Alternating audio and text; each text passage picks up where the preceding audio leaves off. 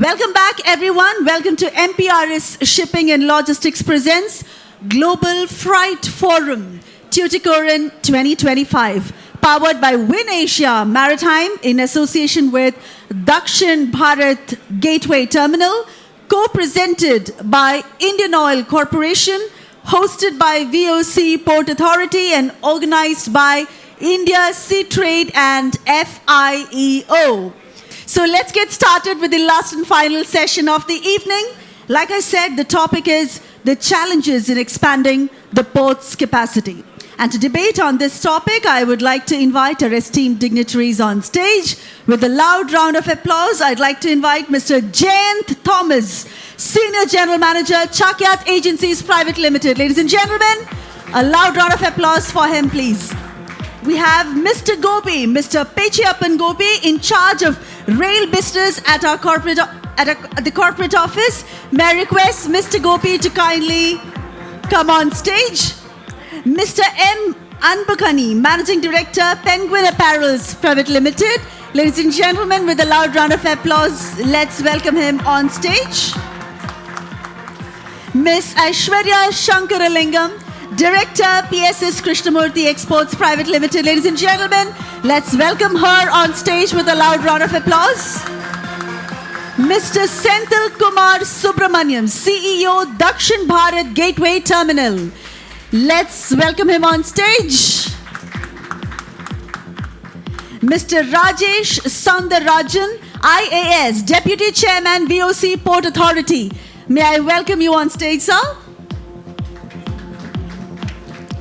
And ladies and gentlemen, to moderate this panel discussion, we have with us Mr. David Raja, Senior Vice President, St. John Freight Systems, a global corporate logistics company, here today. Mr. Raja brings with him more than 3 decades of experience from various sectors of logistics and maritime operations. He served as Vice President of National Association of Container Freight Stations, All India, for 4 years, and Tuticorin CFS Association for 10 long years. Executive Committee member of Tuticorin Steamer Agents Association, convener of Confederation of Indian Industry Logistics Panel, Tuticorin, also served as Board of Director in VOC Port, Tuticorin for the period 2013 to 15. Currently, he is a Senior Vice President at St. John Freight Systems Limited, heading the company's sales, marketing, and administration. Ladies and gentlemen, a big round of applause for our moderator of the session, Mr. David Raja. Over to you, sir. The floor is all yours. Thank you for your introduction. I am very much honored and privileged to be a moderator for this elite panel. And the panel is expected to debate or discuss one of the finest subject, which is the need of the hour for our industry, especially Tuticorin. This is the time when the Arabian Sea is not doing well, rough sea. There was accidents in the Arabian Sea. We have the great leader, our chairman, who is also a marketing manager. You would have seen how much thrive he has shown to all of us. He is taking all his efforts to take the sport to the next level. We also have our deputy chairman with us in this panel, which is a very apt for us. We can also get a clear what exactly the port is expected to handle, what are all the port's intention or planning to increase the capacity and all. So, with that background, with this subject, as a moderator, I would like to just give an introductory on why we need a capacity increase in this port. Tuticorin, a prominent industrial and port city in Tamil Nadu, is emerging as a strategic destination for large scale, ultra mega industrial projects. The growth trajectory has been catalyzed by the proactive initiative of the Tamil Nadu government, industrial policy through SIPCOT's creation of extensive land banks across Tuticorin region. While that city has traditionally been known for its established sectors such as trading, seafood processing, and salt-based industries, as well as the long-standing industrial units like SPIC, TAC, and DCW, it is now evolving into a diversified industrial hub. Recent developments include the grounding of major projects such as electric vehicle, original equipment manufacturers, and furniture manufacturing units.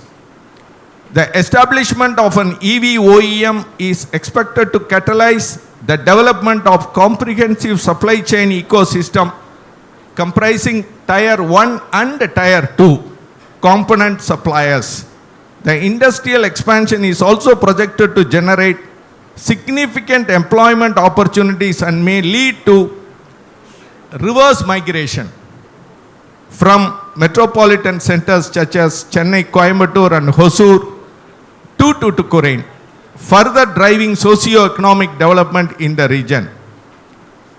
VOC Port, already designed as a green hydrogen hub, has attracted major players such as ACME and SIPCOT, both of which have secured land parcels and are nearing the commencement of the construction activities. Commercial operation and output from these projects are anticipated by 2028.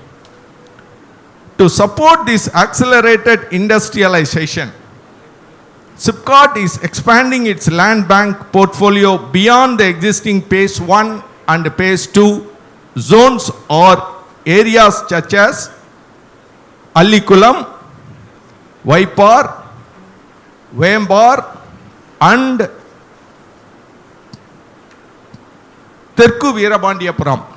The Tamil Nadu government is also actively engaging with industrial across various sectors, including tire and glass manufacturing, solar photo PV production, man-made fiber-based textile industry. The most important thing is space research organizations, non-leather footwear manufacturing, and wind turbine and blade production. Many of these projects are expected to be grounded in the near future, making a new era of industrial and economic development for Tuticorin and its surrounding region. Under this background, I think we could see a tremendous growth across Tuticorin region. Then it comes, all the industrial growth depends upon the port development. So the relevant subject is how the port is going to support. Sir, Deputy Chairman, sir, I would like to put forth a relevant question to you, where you can give your output to this audience gathering. Sir, with the trade growing at a rapid pace, how is VOC Port gearing up to meet the capacity needs of the EXIM community, sir? Thanks to the moderator for this evening session, and my regards and wishes to all distinguished invitees today for this program, and also my fellow panelists of this session. Our port capacity, when it comes to the question of capacity, so there's a twofold question to it. How best to utilize the existing capacity you have, and also to find out the needs of the trade and to add to the capacity what you have. So we are guided by these two questions, and we put measures to ensure that to make the best utilization of the capacity what we have, and also to ensure that, to find out the needs of the hour and then come up with projects and other schemes to ensure that we add to our capacity as per the needs of the trade. As you know, our outer harbour project, which is aimed at a dramatic capacity enhancement of our port, that is in the offing now, and it is in the final stages of shaping up, and anytime soon this work for the outer harbour project can commence, and once that is done, there will be a manifold increase in the capacity of our port, and which will be able to bring in vessels of more draft and more beam length and the more volume as such. And apart from that, our immediate concern and our immediate focus is on the mouth widening, and we are in the process of finalizing the steps for that, and within a few months time we should be able to complete our mouth widening. So once our mouth widening is done from the existing 150 to 230 meters, so we will be able to bring in vessels with more ease and slightly larger vessels too. And recently we have commenced our NCB 3 berth, Northern Cargo 3 berth, and of which the mechanization also has started, and the mechanization project has started, and maybe within 18 months time the mechanization of that NCB 3 cargo berth also will be completed. And our berth number 10, we have the tender has been finalized, and the work is being awarded now, and within a few months time, berth number 10, which will be a multi-purpose berth, that also will be ready with the berth number 10. And subsequently we will also be simultaneously, we are planning for deepening of the inner harbour, strengthening and deepening of berth number 7, and also our VOC berth number 3 and 4. So all these projects are in the offing. A lot of things are getting completed, a lot of things are getting initialized. So capacity wise, we already have a good capacity, and my request to the trade is to make the best use of this capacity and saturate us and ask us for more capacity. We are ready to add more capacity. Only thing is that you please saturate us, and then so that we become, it becomes difficult for us to manage the capacity and then manage the trade. So that's what we are looking at. And talking from a slightly futuristic point of view, our port has already been selected as one of the destination ports in the green shipping corridor. And it's an international green shipping corridor. So talks are already on, so that our port is one of the destination ports in shipping corridors like from Rotterdam to Singapore, and Tuticorin also will fall in that shipping corridor as one of the spots in that. And also simultaneously we have also been selected to be a part of the green fuel corridor, because both green shipping and green fuel corridor, it complements each other, and we are trying to be an early mover in the green fuel corridor, so that when you are there in the green fuel corridor, that automatically puts you on the green shipping corridor. So it complements it. So that's what we are trying. So, and we have given a lot of land to this companies which are planning to produce green ammonia, and by the year 2029-30, around 2 million tons of green ammonia production will start. And we have also completed our green hydrogen plant. It's a pilot project, but still all these projects are aimed at creating an ecosystem which will facilitate the trade. That may not be our core business, but we want to create this ecosystem where it will facilitate the players to come into that. So these are all some of the things what our port is already looking at, and we are always in constant assessment as to what is the needs of the trade, and accordingly whatever especially from the capacity side, whatever has to be done, from the infrastructure and the equipment side, whatever has to be done, we always try to do our best as far as that is concerned. Thank you. Thank you very much, sir. Thanks a lot for the commitment you have given to the trade. Sir, yes, Mr. Kumar of Tirupur Exporters Association has rightly pointed out that textile is growing and our bread and butter is textiles. Tuticorin bread and butter is textiles.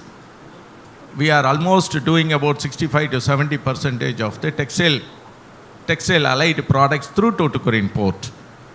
And Mr. Kumar has projected that this volume is expected to grow because of the lot of FTAs in the pipeline. Under these circumstances, we are very confident that under our chairman leadership with deputy chairman's support, the outer harbour is our dream project. If the outer harbour is coming as per the chairman's commitment of 3 months' time, this is the game changer for Tuticorin port, sir. And I'm sure I'm also privileged to have Mr. Anbukani, who is the finest exporter of the finest apparels to US and UK, also will endorse in his comments. So under these circumstances, I think we are much awaited that the long awaited the outer harbour will be visible, and we are expecting the 2 kilometers berth with 16 meters draft will come, and we are going to see, sir. Thank you very much, sir. And today scenario, sir, with the growing trend of the port, with the growing trend of the trade, there always be a part that comparative to the China and all others, that we have to reduce the logistics cost. With that point in mind, I would like to put forth another question to our respected Deputy Chairman. What are some of the unique initiatives taken by the Port Authority to ensure that the port is congestion-free and business-friendly? In this regard, I would first like to highlight the recent the direct port entry DP facility what we have started, which has received a very good response from all the stakeholders from the trade. And with that, almost now we are getting around 2,300 TUs. It's being handled from the DP. And this has reduced the inconvenience and hassle for many of our users, and wherein people can just come just before the vessel sailing, even just 2 hours before that, containers can be brought in, and then without any inconvenience that can be taken care of. And simultaneously, there are some infrastructure work going on in the DP terminal, and once that is done, we can easily handle around more than 5,000 TUs every month. So I would request the trade to make use of this DP facility, what we have put in place. And apart from that, a lot of road widening works are going on in the port as well, to ensure that there's seamless movement and there is no congestion in the port. And we are also doing gate automation with the RDF facility. So once that is done, that will further ease the congestion, because there will be a systematic management at the gates. And even other day, I, along with our traffic people, we were there on the site, and we just found ways and means how to make it more congestion free, especially at the green gate, that is the main gate. So that also we are doing. And apart from this, we have other projects in pipeline as well, to ensure that the movement within the port, towards the port, and even outside the port, so that is taken care of, so that the business and the users, they don't face much of inconvenience. And mainly whatever the trade wants. So even in the recent past, we have given a lot of concessions to the trade, and we are open to giving concessions as long as it becomes a win-win situation. We don't want to tax on the users. We don't want to say not be say, close to their needs and demands. So we are open to the demands of the trade, and we have been giving a lot of a slew of concessions of late, as you will be knowing. I don't want to go into each and every minute details of it, but the point being that we are open to giving concessions to the trade, and so that it becomes a win-win situation for both the trade and for the port. So we are always in the constant pursuit of it. Thank you. Thank you very much, sir. Thanks a lot. And it's a clear indication that the port and customs are aligning hand in hand and making some of the uniqueness to the trade. And Yeah, just adding to that, and all the other organizations, the stakeholder organizations like the customs, the PHO and others also. So we ensure that all of them, they work in tandem with each other. So there is no unnecessary delays or any inconvenience on the port users. So that also we try to do. Yes.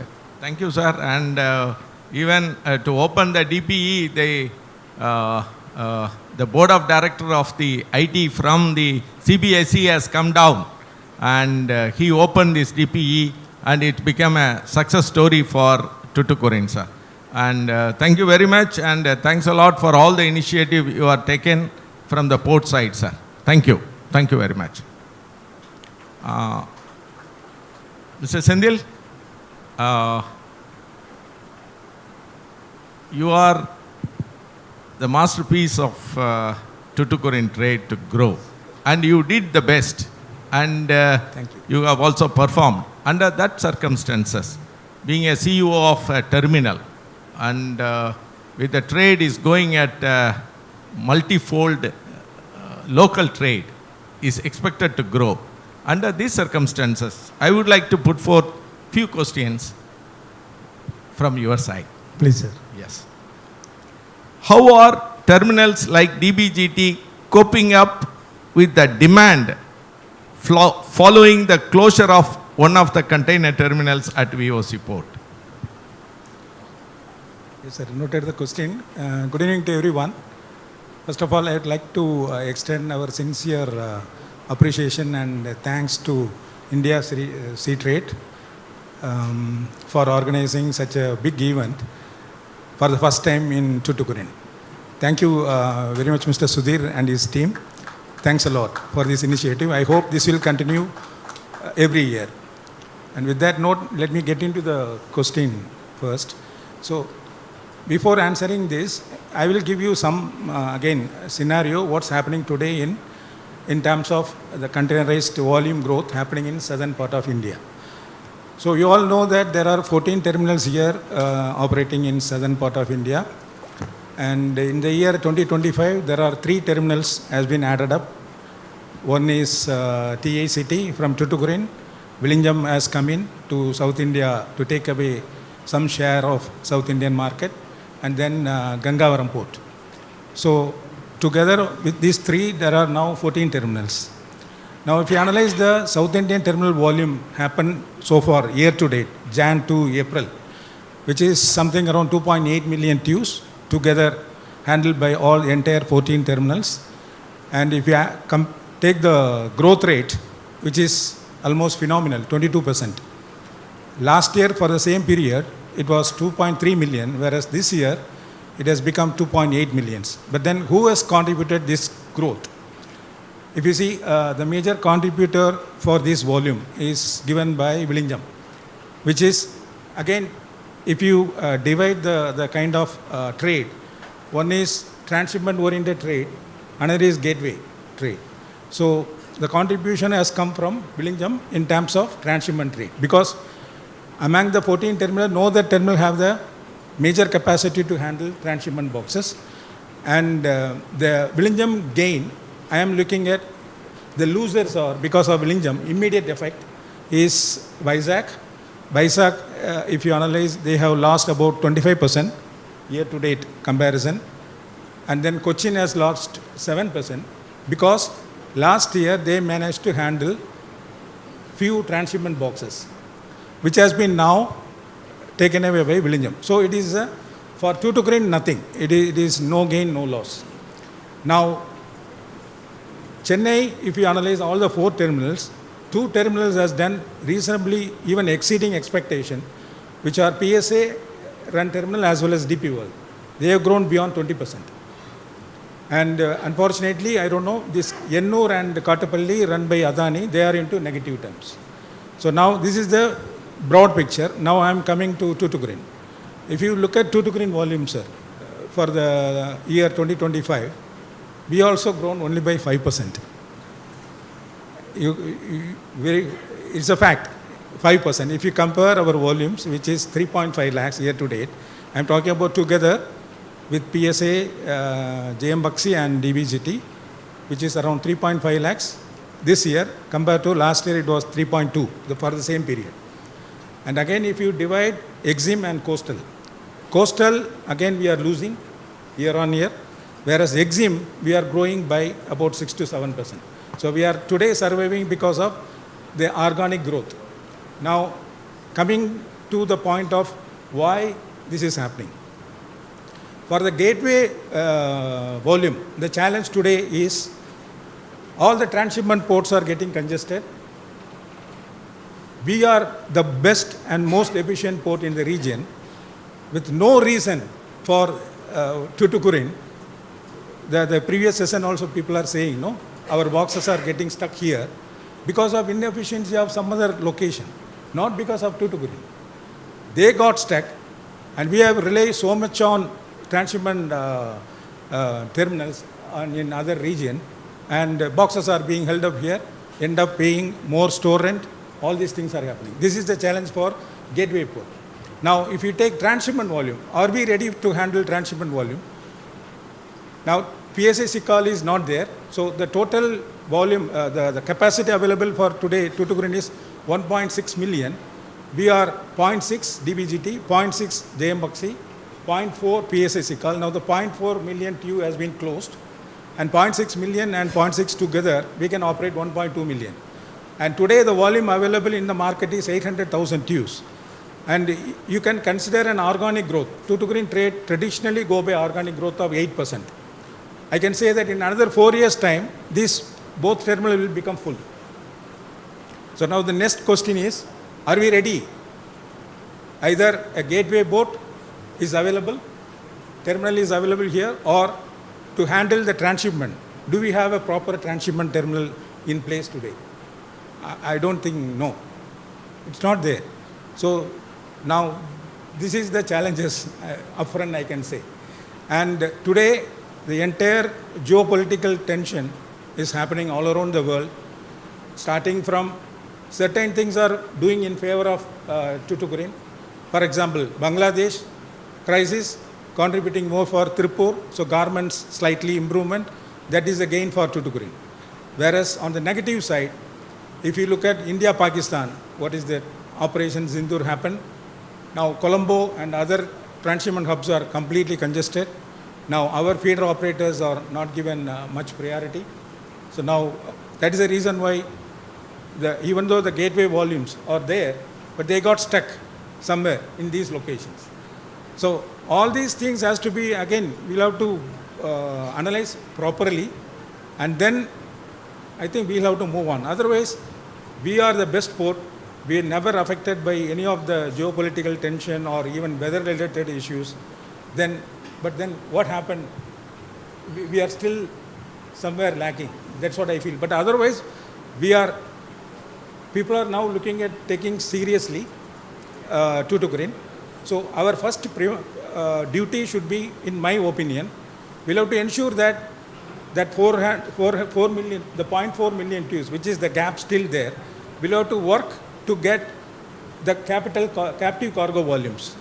Now there is a potential for now increased captive cargo available today in Tuticorin region. Windfast is coming up, Tata Solar is there, but we'll have to take full potential. That's what I am saying. Even to get the Windfast volumes, there are some challenges that has been thrown. People are saying it cannot be imported via Tuticorin. The policy matter, that is on the front macro level. And on the second level, they are asking for a best warehousing facility. That is not there. And the third part is freight rates. Since we don't have a direct mainline call, their imports are coming directly from China and Vietnam. And we don't have a mainline service, and they are the phase 1 planning of this automotive space. They are planning via Chennai. I don't know, which is totally unfair and should not be even allowed also. That way I would say. It won't happen, sir.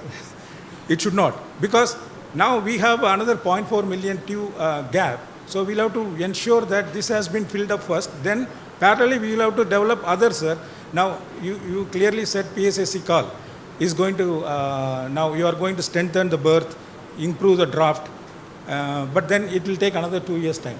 So everything has to be done in a much faster way, sir. To survive, the port should not look at like, let the volume come, then we will create the facility. No, it should be other way around. Let us create the facility first and then look for volume. See, now we lost so much of good opportunities. I am talking about transshipment side. So many transshipment opportunities has been lost in the last, I would say, 10, 12 years, sir. Now, Vizhinjam is full, Colombo is full, and people are, with the vessel, they are looking at where to go. Now, if we would have been ready, it's all a lost opportunity. So I think, with that note, I think let me move forward to the second question. Thank you, Mr. Senthil. A good note for us as well as our Tuticorin trade that because of Vizhinjam, Tuticorin has not affected. Thank you. And we will not be giving our cargo to neighboring ports. Definitely it is not. We will be the strongest port which is being endorsed by all the panelists previously, including the opening remark by the scholars. So with that, yes, Mr. Senthil, I totally agree with you. Maybe I will also be in the same field for more than 25 years. Yes, the seventh berth is a very big lesson for all of us. The seventh berth, when it comes containerized, the volume picks up. When the volume picks up, they are unable to handle. They started restriction which moved our cargo to the neighboring ports. So I totally agree, and we are all, let us all wait for our port's initiative of making our outer harbor in place. That will be a solution, because that's why in my opening remark I have said in another 4 or 5 years is going to be capex cargo is expected to flow in.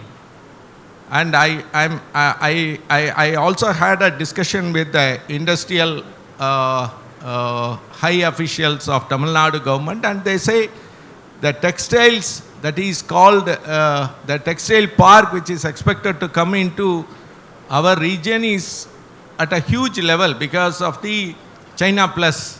So there are so many people who are expected to come in. So if the import started coming in, whether the port is capable of handling that much capacity. So let us not, repeat seventh berth story again.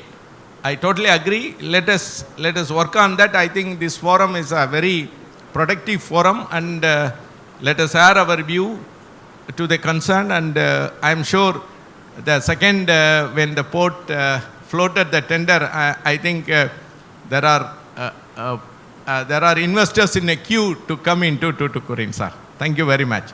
And I would go with the second question. Senthil? From the terminal operator perspective, how can extra capacity be created with the existing design parameters? I think you have covered in the first question itself, but I have designed a specific word with the existing designing parameters. From as a CEO of the terminal, what is your opinion? See, existing design parameters, that's what I said, capacity today available is 1.2 meters, 2 million tubes, which is already there. PSAC call anyway, they are doing only multiple cargo, not containers. So now, I don't know, now chairman, deputy chairman says they will commence the strengthening as well as privatization of again, tendering of PSAC call in a year's time. So within a year, I don't see any threat as far as gateway volumes. Gateway volumes, we can continue to handle both the terminals in a very, very smoother fashion. Because DBGT we can say that 20% can be added in their existing capacity, same way for Buxy also. So 7.7 million, 0.7 million, 1.4 million TEUs we can handle temporarily. But then the moment, as I said, transshipment volume, which is the hot cake today available in front of us. But if you ask today whether Tuticorin is ready to handle transshipment volumes, I don't think it is possible. See, because you need a larger draft, number one. We have only 14.2, which is not acceptable for mainline vessels. They are requesting for requiring 15.5 meters draft. That is number one. Then the backup area.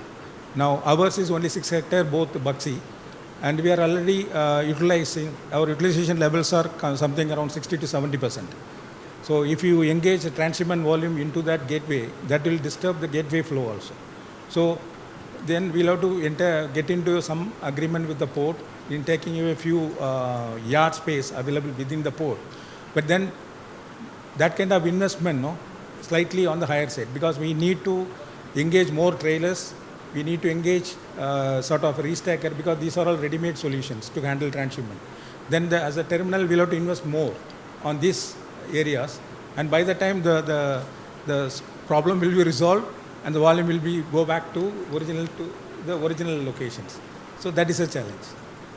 Yeah. I think I answered your question. Yeah, please. Thank you very much. And we are very thankful, Mr. Senthil. You have had a very open remarks and a practical remarks. What should be done? Thank you very much, Mr. Anbukani sir. We want to get your opinion, sir, your thought process. Is Tuticorin will served by the shipping lines in terms of services? Because you are an exporter, you are sending one of the time very sensitive cargo with the time bound manner. You are 100% following your supply chain. You are also controlling your shelf management at Tuticorin, at your production capacity. So, under these circumstances, I put forth these questions to you, sir. Good evening, sir. First, I would like to thank the organizers of this event. It's a wonderful event which is really required for the development of the industry. And I would like to particularly thank FIO, Mr. Uni, for inviting me for this session today. And I thank Mr. David Raja, moderator of this session. First I would like to touch base regarding the economical progress of the southern part of Tamil Nadu. I would appeal to the panelists here and the industrial colleagues here who are present. See, Tuticorin port is going to be the backbone of the industrial progress for the economical development of the southern part of Tamil Nadu. If you see, Tamil Nadu has done progressively well in terms of industrial growth, but all the industries are located either in Chennai or in towards Hosur or Coimbatore, whereas down south we have not seen much progress. And if you see a lot of talented people graduating out of the universities here, they are all migrating towards Bangalore or Chennai, and this is not good for the development growth of the region. And especially when we wanted to, as you may all know that, we are first generation entrepreneur industry. We are situated in Madurai.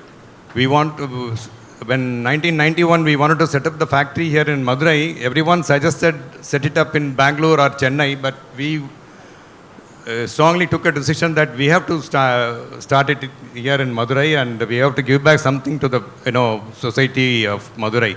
So this is the reason we started the factory here, and I want the industrial development progress to happen here, and of course the government of Tamil Nadu and government of India are all, aligning the policies towards development of the southern part of Tamil Nadu. But development of Tuticorin port will pave a lot in terms of this efforts. And this Madurai Tuticorin, Trichy Tuticorin industrial corridor, which is going to come up, because this is going to be the hub, manufacturing hub for the future. Southern part of Tamil Nadu is going to be the because we have all the resources in terms of land, ecological systems, manpower, and all the infrastructure. So, but still, why the industries are not coming up here? It's still a million dollar question. Of course, we started in Madurai, and then we have been patronizing the port of Tuticorin since our inception. And when we used to have the quota regime until 2005, in fact, Tuticorin port helped us to utilize the quota annual allocation of quota to the last hour of the working. In fact, when the quota system, the vessel should sail out of the Indian waters before 31st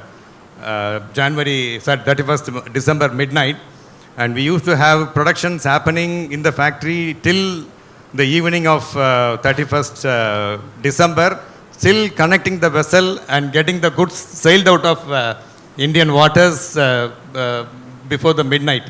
Such an efficient port, I would say, and I'm a very strong supporter of Tuticorin port.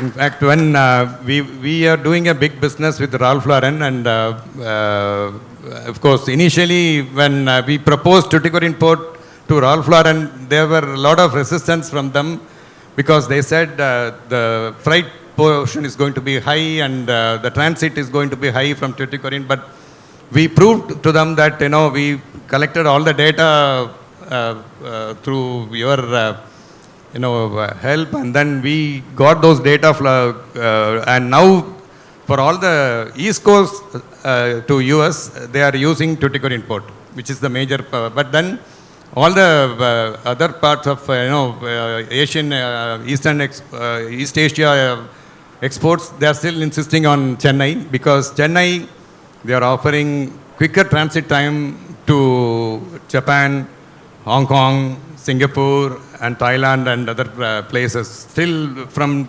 Tuticorin, we are not able to offer efficient, transit time to these destinations. What I want to tell you is, yes, all the liners, shipping liners are offering services here. The only lacuna what we have is, if we can make this port, the USP of this port, something different from others, from other ports, then we can bring in a lot of business through Tuticorin. Like bringing the mother vessels here will add up a lot of thing in terms of transit time. And why we have to support Colombo? When we have all the resources and infrastructure available within our own country. So this is my first concern. Yes. Sir, thank you, sir. Thank you very much for patronizing our Tuticorin port since inception, maybe for 3 decades. Thank you, sir. And we are assuring you that with all the allied panels, with the Deputy Chairman also with us, we will continue to serve you with a good spirit, sir. Thank you, sir. And under these circumstances, I would also like to put forth another question relevant to what in your same subject, sir.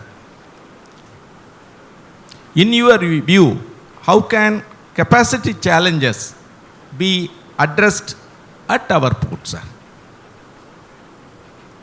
I think, sir, Mr. Rajesh, he is the right person to address this from the Port Authority and the operators from Dakshin, Bharat. They are able to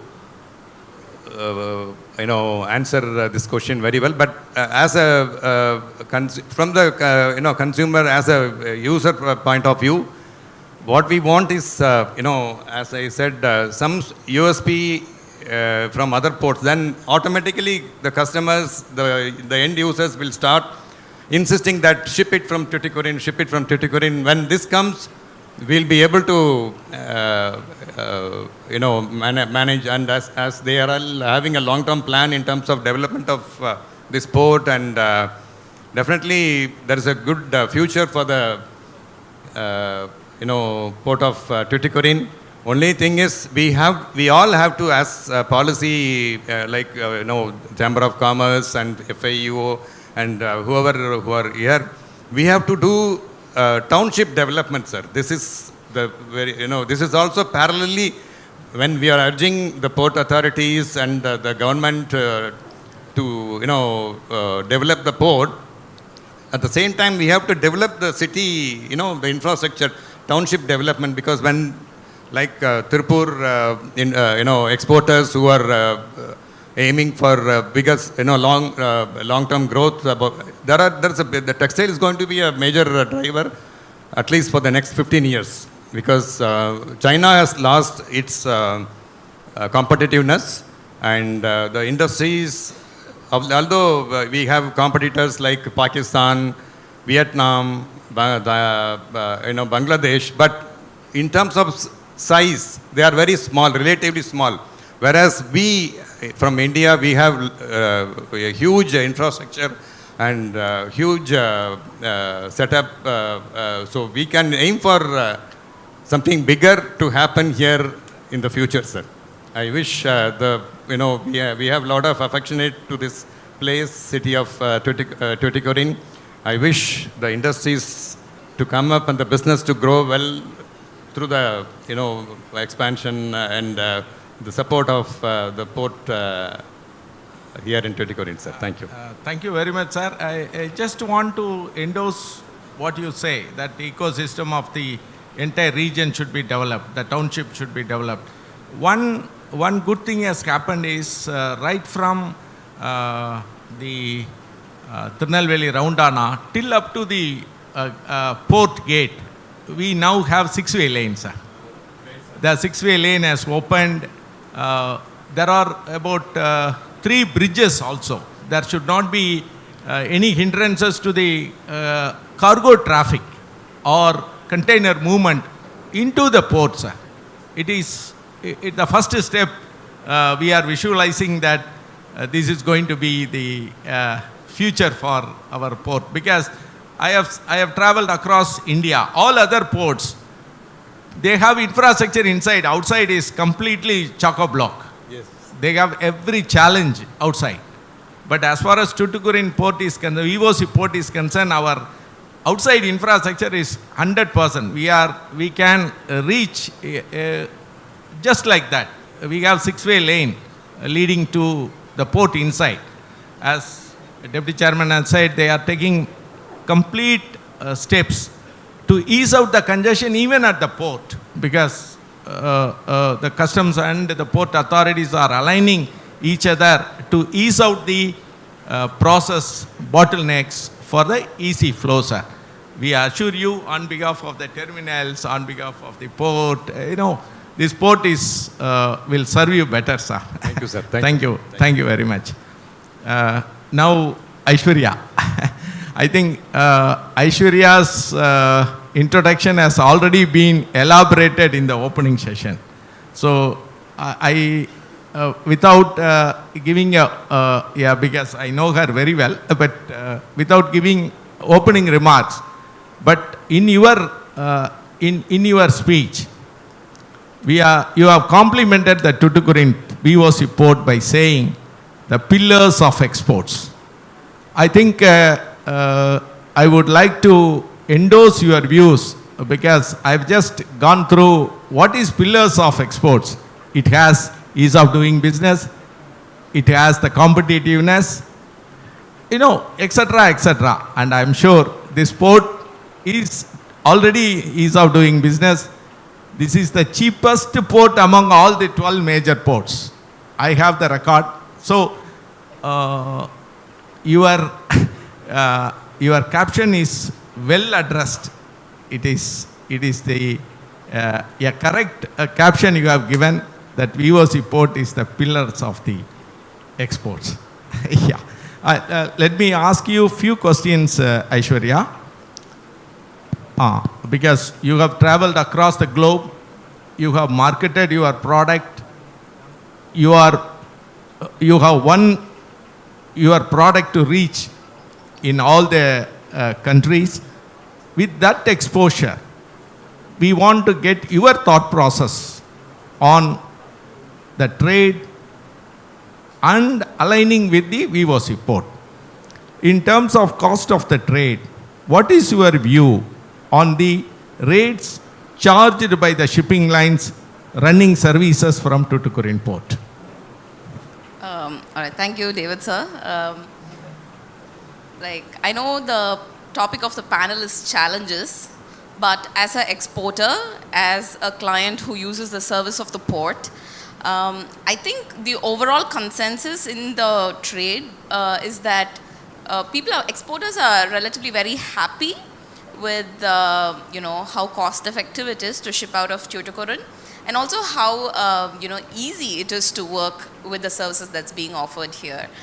Very similar sentiment that was shared by Mr. Anbukani sir. And when we compare it with maybe the next set of bigger ports, say Chennai, Cochin, overall cost may be marginally, slightly cheaper, right, to ship out from there. But what we find is that someone who has a factory here in Tuticorin, our trucking costs, adds up. And we do a lot of products through Mundra as well. But if it's somebody who's doing big volumes, who's able to block rates, get better rates, then maybe trucking to Mundra makes sense. But for a relatively smaller exporter, shipping out of Tuticorin works very well, very comfortable, and overall a very positive, experience is what we have with the Tuticorin port. Talking about the global aspects, I feel past couple of years, things were, I feel, a little slow than what we would like it to be, but now we see that the demand is picking up again, and we see a lot of traction, and we're working towards it. But the thing is, the caveat here is that customers who were once ready to pay that extra buck have now become very price sensitive and price conscious. And any small saving that we can do for them, I think the onus falls on us exporters to kind of pass it on to our customers. So if we can be more cost effective, then yes, great, we're always for it. A personal anecdote that I wanted to share was, every time a customer, suppose a new product or a new season where we're shipping out something, customer asks for a rate. I don't say, I'll check the cost of the product in the market and I'll get back to you. I say, I'll check the freight rates and I'll get back to you. So there is a little bit of volatility, especially since COVID, it becomes cumbersome sometimes, but we have to do that because if we consider it as a small thing and, lose sight of it, we can be slowly eroding our margins away. And as a business owner, I don't think that's a good thing. So we are always, keeping track of all that. So as an exporter, talking about cost, since that's what the question you threw at me, what we expect is stable, predictable and transparent costing and pricing from the export fraternity. And I understand, there's a lot of factors that affect it. It's not probably what one person decides. It's a lot of things beyond our control, but things that can be managed. And if we do it well, and if we can, bring down our costs a little bit more, I think it'll be great for us. Yeah. Thank you, Aishwarya. You are right. We logistics providers also play a part of it. Comparative to China, yes, from double digit of logistics cost, we should bring down to single digit, which directly add value to you and you become the supplier to the world. Definitely, I totally agree, and it should happen, because that's why Government of India has promoted a separate division called Logistics Service in the Commerce Ministry, and they are microscope level and analyzing each and everything. And this is the birth of our DPE, DPD. A lot of things are implemented in India, And you are aware now, India is also moving towards the ease of doing ranking to the next level.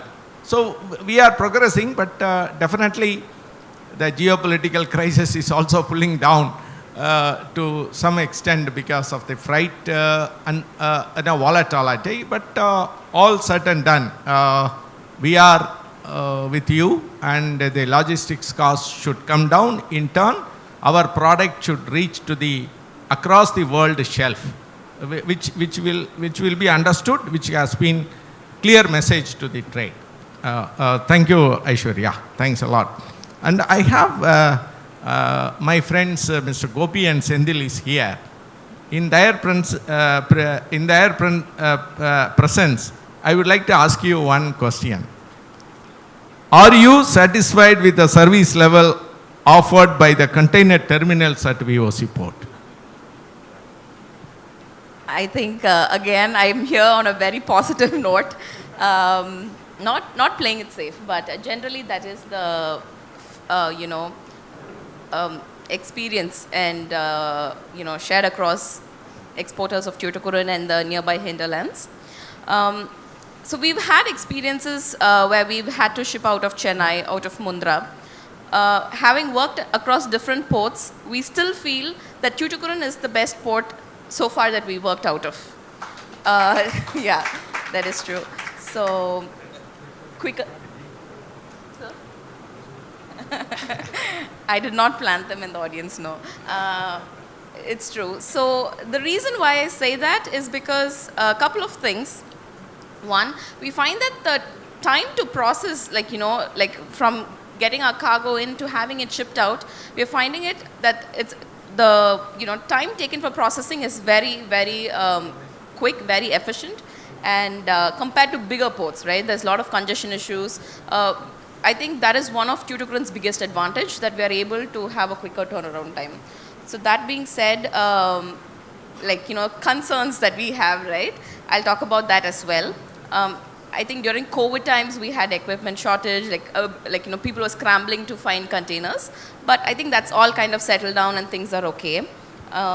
Digital initiatives have come in, with the help of customs, faceless assessments. So all of that I see as a very positive sign towards, in the right direction. But concerns that I genuinely have as an exporter, who's predominantly dependent on the Tuticorin port, is that we are very dependent on other transshipment hub, right? Very affected by, any, a labor strike in Colombo, we are affected by it, right? So things like that. It also adds to the cost and the transit time. Madurai, for example, a lot of agro products come out of it. It's very time sensitive. Textile, again, very time sensitive. But, not having that transshipment option, a mother vessel calling, does add up to it. And part of CII and other local, associations like Chamber of Commerce, for many, many years, even my father, he's represented multiple times that we need, the Outer Harbour project to get going, so much representation from the body. But we do see that there are delays and there are a lot of, hiccups along the way. So as an exporter, we do wonder, when will this come to fruition and when will it be executed? Because it is the need of the hour, I think. I agree with Mr. Senthilkumar when he said that we can't expect volume and then build capacity. We have to bring in the infrastructure and things will fall into place. I definitely believe that. In business, something that my dad has taught me always was that, never be comfortable, never be complacent. The minute you get too comfortable with where you are, there's always a new guy who's going to come with fancier technology, much better equipments to, replace you. So we should always be looking out for growth opportunities, reinvesting and getting better at where we are. So in terms of service, sir, I think overall we're really in a good place, but there's definitely things that we can do better and improve. Yeah, thank you. Aishwarya, well taken. I think your message is well understood. Yes, you have exposed, you have also taught us how to market. Thank you. Thank you, Aishwarya. Thanks a lot. Now, our new terminal, JMBXI, Mr. Gopi,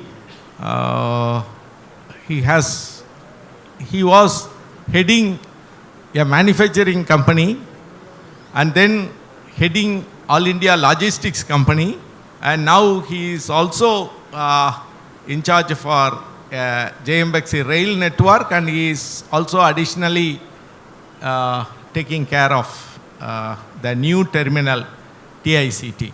Mr. Gopi, with your experience, and you are a born baby now, with that background, I would like to put forth a few questions from your thought process.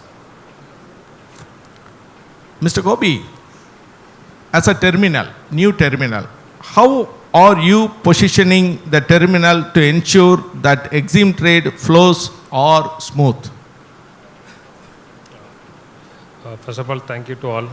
Good evening, and thank you to Sea Trade and FIO for arranging this wonderful event.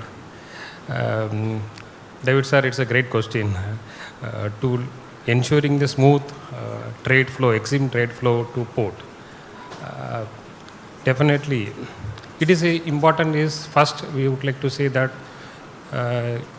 port infrastructure, terminal infrastructure is important. So we have excellent infrastructure recently we have developed, which is having 370 meter berth and 14.2 meter draft is available, and 6,500 TEUs capacity available, and per year we can able to handle 0.6 million TEUs. And we have 3 queue crane, electrified queue crane, which can handle the larger ships also. And I can say that it is a 58 meter reach air draft is available. And 9 RTG, which is electrified one. Coming to our performance, our cross crane rate almost 28 TEUs per hour, and our turnaround time below 30 minutes, average I'm saying. So come directly to your answer. Sir, we are always prioritizing the vessel berthing to ensure the speedy operation, one. And we are ensuring the turnaround time, that means truck turnaround time below 30 minutes. That is, we are keep on tracking. That's our digital, leveraging digitals. So it is not only for the reducing the paperwork. So we are implementing something different also, including safety of the terminal. So I would like to say our gate complexes is manless gate complex. In India, I believe that this is the first one. There is no human inside. That operation will happen from our office only. The driver can come there. The driver and the vehicle can be viewed by the camera, and they can give all the scanning method. They will give the gate challan. Then based on that, they can take a print. When they are giving print, then they can take a printout from the gate and they can go inside. Second, that same gate complex having a AI driven camera, that is make sure that anybody is going nearby the vehicle, that AI camera identify that is a human, it will give alarm that you are in a dangerous zone. So that is why these not only digitalization means it's not only paperless, it is in a different way also we are working on the same. And we are having a very good stakeholder management with shipping line, port and other association. For any process to be implemented, we are implementing very fast. And we are implementing the good practices. That is the very important thing. I would like to say some time I will take more. So as a JMBXI group, we have 8 sea container terminal, 2 multi-purpose container terminal, and 2 ICDs, 2 CFS, and we are running 30 containers pan India. So every month, every business unit manager is having a forum and discussing to understand what are the good things happen, what went wrong, and what is the solution they find out. That how can we implement into the other terminal. So this way we are making sure that that process we are implementing into the new our terminal, and the processes are getting improvement. It is every process can improve day by day, that is we are improving. And lastly, I would like to say, we have a excellent and efficient team that is ready to handle any situation. So this is my answer, sir. Thank you, Mr. Gopi, and it's a positive news, and we will also take it that Tuticorin Port from 8 lakhs, we are going to touch 1 million with all your infrastructure by 25-26. We hope that with your support, with your infrastructure, with all the AI-driven machines in place, with the word I have used, they are smooth. With that smooth, we will cross 1 million TEUs. Thank you, Gopi. Thanks a lot. And I would also like to put forth another question to you. Do you think Tuticorin Port needs more container terminals in the short, medium term? It is clear this question is short and medium. So definitely yes. Sir, I would say that last 3 months and I am roaming into nearby Tuticorin to understand and how big industries are coming. So based on that, I would like to say that yes, definitely before 2028, we need one more terminal. But at the same time, I would like to say something, different thought process also, sir. We are dependent on feeder vessel. So here, Aishwarya Madam also said that we are not connecting mother vessel, we are facing challenges. Sir also saying, Anbukani sir also saying that if it is a mother vessel available, it is easy. So we are dependent on feeder vessel. So these feeder vessel, when we can achieve, that means DBJT and DICT together, we can easily achieve the 1.2 million capacity terminal within 2028 with the local cargo. I am telling with the local cargo. But we are losing almost 25% of the hinterland cargo to Chennai and Nhava Sheva. It is going. So that we are not considering. If that we consider, almost we will reach 1 lakh TEUs. So only 20,000 TEUs is pending. So that can be easily achieved within a year. I am telling 2028 I want short term, but I am telling before that we can achieve if that diverted the hinterland volume. So how we can approach this situation? Because you said that I was from the manufacturing. So when I was in ATC tire, we have clearly thought wherever we put a manufacturing plant, nearby mother vessel operation is required. So as of now, any manufacturing industry is going to come, they will first start logistics cost. That is a recurring cost, sir. Balance everything is an input cost, but the recurring cost is logistics. It should be lesser. So they will think logistics cost, how we can able to minimize the freight and the transit time and serving to the customer overseas. So customer always, new infrastructure when it going to come, they will think first before put the plant, they will check mother vessel. Here we don't have a mother vessel as of now. And hinterland cargo we are losing. So my suggestion, it is my personal suggestion, sir. If we look on to the increasing our existing container terminal 15.5 meter, we can immediately invite the 20-25% of cargo which is going to Chennai and Mumbai, we can divert to here. Mother vessel immediately will come because every shipping line want you bring the cargo, I will be able to crew the mother vessel. So that cargo we can divert automatically, that mother vessel will get filled. Second, new investor when we are inviting to any forum, we can tell Tuticorin is having a mother vessel. They will immediately invite. Within a year, our both terminal capacity will get increased, that means fulfilled. Then, new investor will think about that. It will justifying to them, they have a sustainable business in long-term basis in Tuticorin.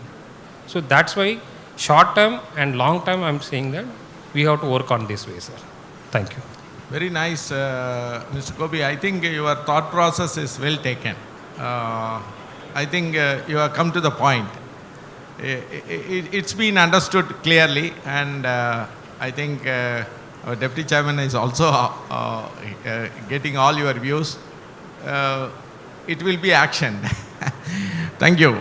Thank you, Mr. Gopi. Mr. Jayant, I think you did a lot of studies only in Tuticorin region. You have also suggested lot of good things to happen in all the forums. In this forum, considering the existing capacity and also the growth prospects of the trade, from Jain's perspective, I would like to put forth a few questions. I'm sure Mr. Jain can deliver fruitful results and solutions to the trade. Mr. Jain, the first point, is VOC Port Authority supportive of shipping lines using the port? David sir, please permit me 2 minutes to talk about the general, and then I will come to the specific answer. Please. Generally, Tuticorin, whenever we hear in the forums, we are classified as feeder port. We have, in fact, we have an excellent feeder network, but please do not categorize as a feeder port, because if you see the history, in 2001, we were the first South Indian port, starting from, you take Marmagawa to Vizag, we were the only South Indian port to have a direct weekly US service, and then it was not an ad hoc call, it was a published scheduled, which was running for about 3-4, and the name of the service is Indemex. Then we had Europe service, then we had Red Sea service, then we had China service, and so we have had all the mainline services to almost all the sectors, and today we are a feeder port because we have a capacity constraint, but we will not remain as a feeder port for longer. We will jump back, and then we will become a regular gateway port, and we would fulfill the needs of all the export and import exporters who would like to have a direct connection. Having said that, I see two different categories of ports. Normally we say transshipment port and then the gateway port, but I would see another combination where on one side we have a port which has an excellent seaside infrastructure but failing completely in the land side. And we have another port which has excellent land side infrastructure, starting from CFS, the roads, the rail network, warehouses, empty depots, and everything lined, but not having an adequate infrastructure in the berths. Now let us take Tuticorin and Vizhinjam for being a close port, closer ports. I thought I would take that as an example. We all have good news about Vizhinjam, that vessels up to 399 meter LOA is berthing, vessel with draft of about 18.5 meters is berthing, etc. It's all good. But if you carefully analyze, more than 300 ships have berthed there. Not one single container has gone inside as an export for loading, and one single container has come out of the port as import for delivery. So now, if you see carefully, we all, in the macro level, will be very happy. Yes, whatever transshipment we were doing at Colombo is now shifting to Vizhinjam. That's good on the macro level. We are saving the foreign exchange, the valuable foreign exchange. But when it comes to an exporter or importer, they want a direct connection, irrespective of whether it is through, it doesn't matter whether it is transshipped at an Indian port or an foreign port. Moment we are transshipping, we are adding at least 3 to 5 days additional transit time, and we are adding a feedering cost and a transshipment cost. Yes, of course, for any port we need an excellent feeder network. We appreciate that. But then the imbalances, one port having excellent seaside facility and not having the road or the rail connectivity, and the other side we have excellent ecosystem where we can keep accepting so much of cargo, but we don't have a place to take bigger vessels. That is the challenge here. And we really appreciate India Sea Trade for this wonderful title that has been given for this discussion, the challenges in expanding ports capacity. I am just mentioning that, I am slightly changing that, the challenges in expanding Tuticorin ports capacity. What are the challenges that we face? Of course, we have a wonderful chairman and a good team, and things are shaping up. But in today's in a global arena, moment we are talking about a port, the carriers are interested moment the LOA is more than 800 meters and the draft is more than 17 meters. So when we have to move to that league, then we have to really go for the outer harbour with regard to Tuticorin. So the tender has been floated, and the moment when we go to a port, developing a port in the large scale, we will have a lot of investment which has to go for the breakwaters and the dredging. Now, if you take Vizhinjam, for the first phase of 800 meters, the total investment was 8,867.14 crores, out of which 6,352 has come from the state government and the central government, and the terminal operator has put 2,454 crores. So, it is a ratio of 71.65% from the government and 28.36 from the terminal operator. But if you take the Tuticorin, the initial tender that has been floated, the project cost was 7,056 crores, out of which the viability gap funding which the government has to give was capped at 1,900 crores, and the parameter on which the award was supposed to be given was who was going to quote the lowest VGF. So at any point, even if there is only one bidder, he can quote only a VGF, he can expect a VGF of only 1,900 crores, whereas in Vizhinjam it is 6,352. Where are we? So as Deputy Chairman and Chairman had previously told, the restructuring of the outer harbour tender is being done. Our humble suggestion is either you take the breakwater and the dredging into ports investment and allow the terminal operator to develop the berth, or else give a substantially viable viability gap funding so that it is and they can have the better return on investment and it generate more interest. So, and our assurance is, sir, that with the way the things are happening with Winfast and the Tatas and then the Vikram Solar coming up, the whole ecosystem is changing. Oragadam is saturated, Sri Perumbudur is saturated, and Tamil Nadu government guidance is sending all industry down south in Tuticorin district, where they are already planning to acquire about 2,000 acres. So, and the moment you take any such industry like this, the scale is phenomenal.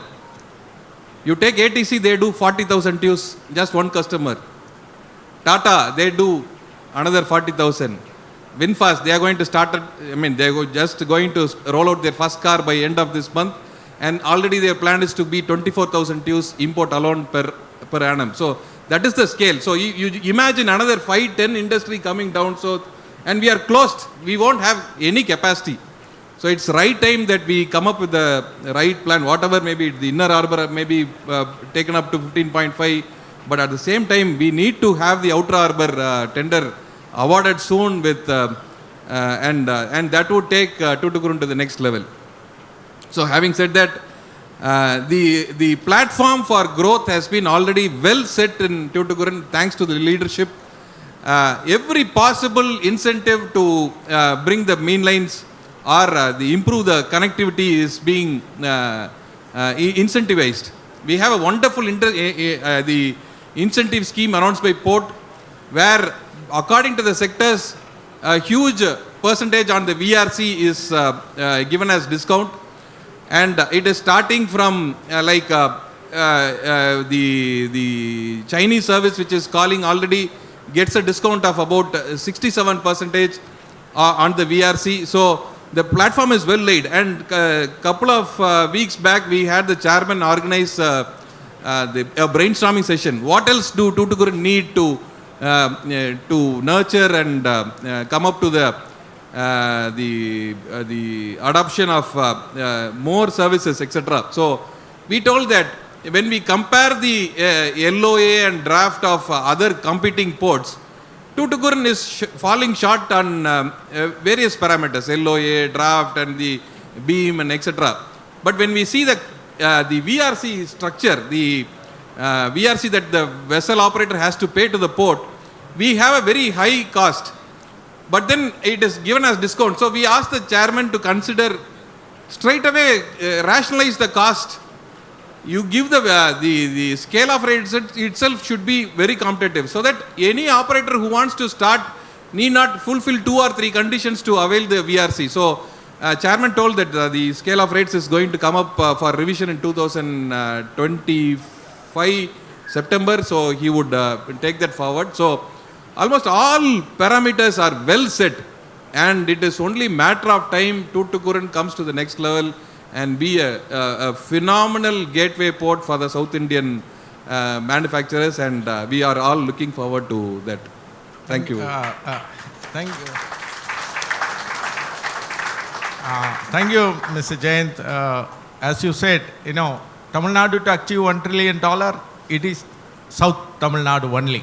Otherwise, there is no scope for 1 trillion to achieve, and it's a vision for Tamil Nadu. It's not political, it's the high-skilled people available in Tamil Nadu will achieve 1 trillion economy, 100%. And we will surpass by GDP collection, surpassing Maharashtra also. It will happen. We are now in a second position, and it will happen. It is fully understood, in order to achieve this 1 trillion economy, VOC Port is the ultimate port to support this vision to come into force. Thank you, and you have covered almost all the points. I have only one question from Jayant's perspective, a crisp outcome from your thought process.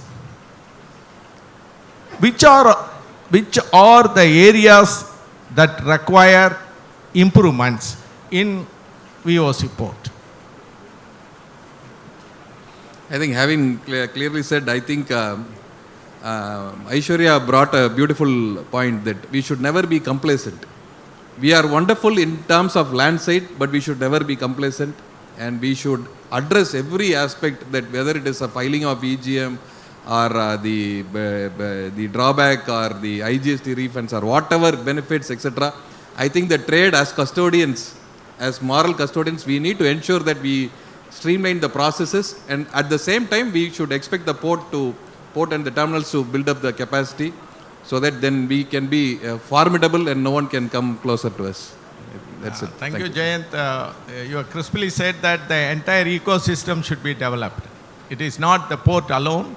Like Anbukani sir very clearly said, including the township should be developed. So that means the entire ecosystem. It is not if the foreign FDI to flow in, the first they are looking for the international school is whether the international school is available in the city or not. Whether the golf ground is available in the city or not. How many 5-star hotels are available in the city or not. Yes, we need to create an ecosystem completely in Tuticorin region to make Tuticorin region to prosper, and also to make our environment healthy. Thank you very much, and I am very much thankful to the panelists And I think we have spent a very good outcome of this, the forum. Thank you, Anbukani sir. Thank you, Aishwarya, for all your thought process terminals. I am also very much thankful to our deputy chairman who has also expressed a lot of positive information, positive hopes, positive declaration to the trade through this forum. Jain sir, thank you. And thank you. You want? Yeah, I want Yeah. to say, sir, regarding earlier, Ms. Gayatri madam also said that regarding the rail network, as well as the many of the our Coimbatore, Tirupur Trade Association also asked regarding the rail network. So that point of view, I want to give 2 minutes time, if you allow, I can able to speak, sir. Sir, earlier Concor made attempt of 2 times for arranging the rail network from Tuticorin to Tirupur. It was not sustainable. The reason is the either volume, both side, the rail network should go on both side laden, otherwise it is a not sustainable one. So such a cases, sir, as a trade and port, we should approach the ministry and Indian Railway to give some special price for the empty container movement and empty flat movement at least for 1 year. That will give some ecosystem will develop and customer, everyone will used to do into that the rail movement. That will help. Within a year, we will go on 100%. I'm sure that 90 container laden, 90 container return will be happen. So in this case, sir, when the mother vessel comes, surely we need this network. Then only then we can able to give lot of facility to Tuticorin. Otherwise, we will be only on road. Then again, we will be struggling into the congestion. So this is my one of the request. Thank you very much, Gopi. I think we have our chairman who has highly influenced with our railway board, and let us represent to our chairman to get it done, your suggestion. Thank you very much, and this session has come out all the challenges to become a positive one. Thank you very much. Thank you so Excuse me. much. Sorry, I have one question. Yeah, please go ahead. It's not a question but an observation. We spoke about Tuticorin Port. That's the heart. Well, in these discussions, we didn't speak about the CFS, which are the kidneys and hands, their performance. That also indirectly affects the performance of the port. So, 2 things is that one is the CFS charges have to be rationalized. Each CFS has its own charges. So that becomes very difficult for the importers and exporters, to decide or, to forecast the charges also.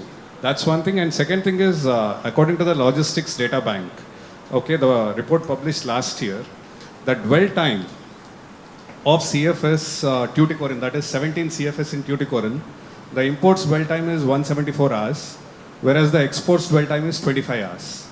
Whereas the industry best is JNPA with 34 CFS. The import dwell time is 83 hours, and exports, yes, Tuticorin is the best. So that is one aspect which you have to look into. CFS rates, I think association has taken note of it, and they will put forth this in the next their EC meeting. With regard to your dwell time, we are fully aware, sir. Please be informed that we are not the people who handle the cargo as like JNPT. All our cargo or waste paper and timber logs. We are not handling machineries. All these are all cargo which lies here for minimum 15 days. Because the supply chain for them, they will take 15 days, free days. They will approach, importers will approach the banks to release the original BL only after 15 days. So that is the reason which also been our customs also fully aware of it, because unless and until we get our captive cargo, the captive cargo is the ultimate aim. It will go straight from the within that 2 days or 3 days. So we are hoping that that cargo also is expected to flow through Tuticorin, sir. Thank you very much. Thank you, sir. Thank you so much. Of course, there's a lot more to discuss. Hopefully, we can continue that over dinner. Thank you so much, dear panelists, for sharing your insights. And thank you, Mr. David Raja, for moderating the session.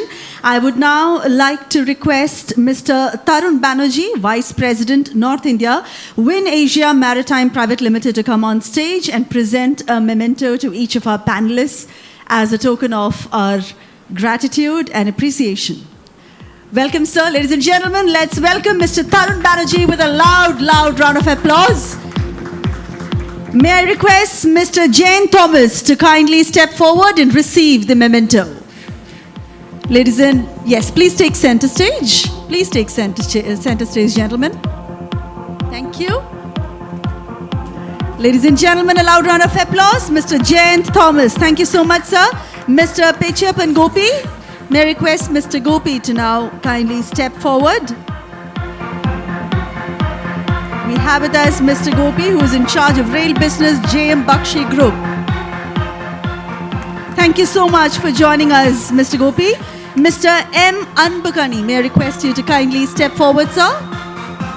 Managing Director, Penguin Apparels Private Limited, Mr. M. Anbukani.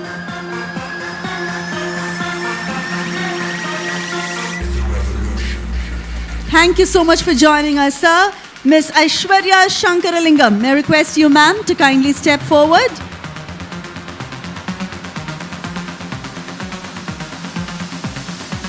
Ladies and gentlemen, I know it's hunger calling right now, but we really need the applause going. May I please request you to keep the applause and the energy going. May I request Mr. Senthilkumar Subramaniam, CEO, Dakshin Bharat Gateway Terminal, to step forward and accept our memento.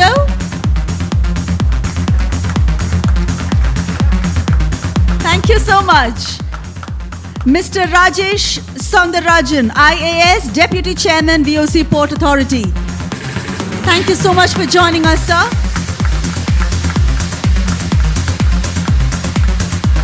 Thank you very much. And of course, last but definitely not the least, Mr. David Raja. For moderating this session, we have Mr. David Raja, Senior Vice President, St. John Freight Systems. Thank you so much, Mr. David Raja, for joining us and moderating the session. Ladies and gentlemen, that was our panel for the final discussion today. A loud round of applause as we wrap up all sessions for today. And now it's time to propose vote of thanks. To deliver vote of thanks, I would like to call up on stage Mr. K. Unnikrishnan, Joint Director General of Federation of Indian Export Organizations. Ladies and gentlemen, let's welcome him with a loud round of applause. Very good evening to all of you. At the outset, let me take the privilege of proposing vote of thanks on behalf of India's Sea Trade and Federation of Indian Export Organizations.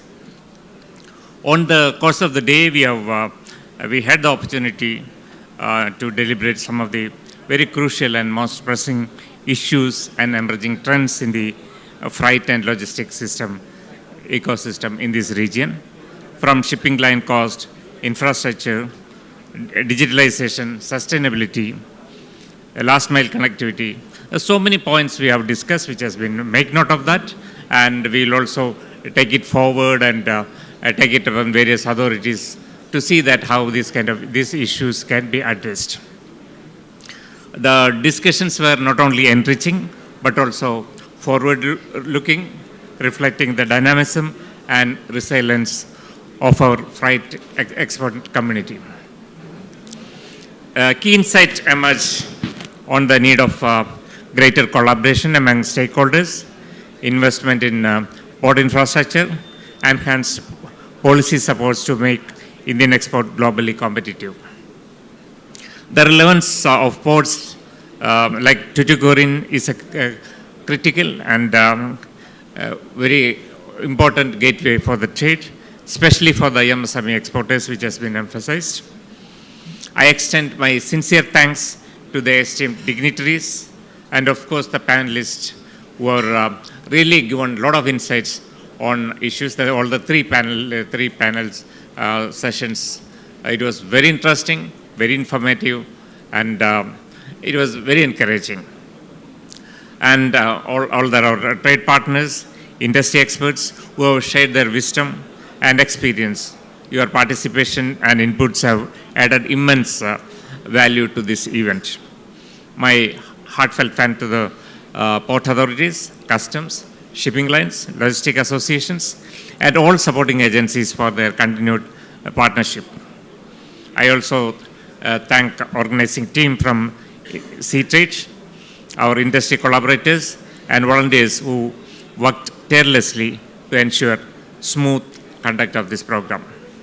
Last but not least, I thank all the participants, our exporting members, freight forwarders, logistic solution providers for their active involvement and commitment to build stronger ecosystems, and of course for Deepa for vibrating energy and engaging audience in this, which made us very interesting.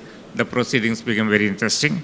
Let us carry forward these ideas and partnership, and which is forged today, and work together to make Indian logistics more efficient, sustainable, and globally aligned. Thank you once again, and wishing you all safe travel and continued success. Thank you.